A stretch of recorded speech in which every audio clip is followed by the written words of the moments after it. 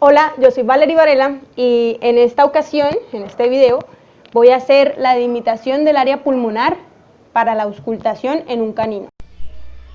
Esta delimitación se realiza con el fin de ubicar el fonendoscopio sobre zonas que permitan auscultar los sonidos emitidos en los pulmones y evitar ubicarlo en zonas que no corresponden.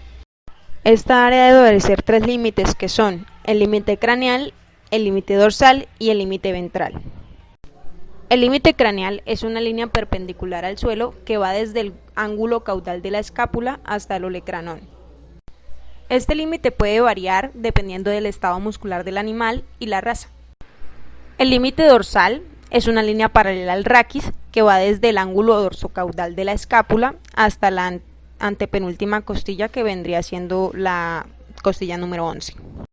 El límite ventral parte de la tuberosidad coxal y llega a la costilla 11, luego de la tuberosidad isquiática a la costilla 10, por último de la articulación escapulohumeral a la costilla 8 para llegar al olecranón. Tenemos entonces que el límite craneal va desde el ángulo dorsocaudal de la escápula hasta el olecranón. El límite dorsal va desde el ángulo dorsocaudal de la escápula hasta la costilla 11.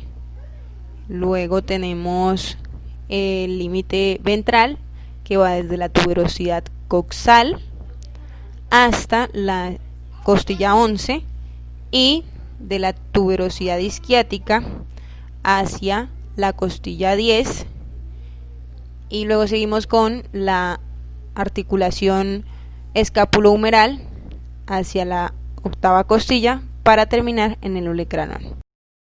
Luego de tener los puntos de los límites establecidos, se trazan las líneas y estas van a dar el área de auscultación pulmonar en el canino. La auscultación se realiza craneal caudalmente mediante los espacios intercostales.